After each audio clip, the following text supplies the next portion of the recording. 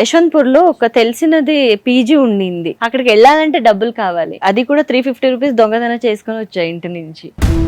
అక్కడ వచ్చిన తర్వాత ఇప్పుడు నాకు 5-6 రూపీస్ అయినా ఉంది. ఇప్పుడు నేను ఆటోలో వెళ్తానంటే డబ్బులు అడుగుతారు, అంటే 1.5 అడుగుతారు. 5 o'clock BMTC బస్ స్టార్ట్ అవుతుంది. అప్పటి వరకు వెయిట్ చేయాలంటే ఏం చేయాలి? బస్ స్టాండ్ లో కూర్చోవాలి. యు నో వెరీ వెల్ మన Majestic bus stand, super bus stand.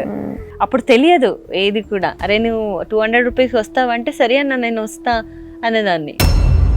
తర్వాత వాళ్ళ లుక్కు అన్న నేను రాను అని, అక్కడ షాప్స్ అన్ని ఉంటాయి కదా, 24 hours ఓపెన్ కదా అక్కడ. సో అక్కడ పక్కన వెళ్ళి కూర్చోదాన్ని నేను. అలా టైం గడిపి 5 o'clock BMTC బస్ ఉంది, 6 రూపీస్. అక్కడి నుంచి అక్కడికి వెళ్ళి అక్కడ ఒక ఫ్రెండ్ ఉన్నారు, వాళ్ళతో ఏదో చిన్న వేసుకున్నది ఒక చైన్ ఉండింది, అది గిరిమి. సో దాంట్లో ఫ్లడ్ చేసేసి దానికి అది కూడా యూ బిలీవ్ ఆర్ నాట్, ఆ చిన్న గోల్డ్ చైన్ కి నాకు అది కూడా మోసం చేశారు. 500 రూపీస్ తీసుకున్నారు అసలు.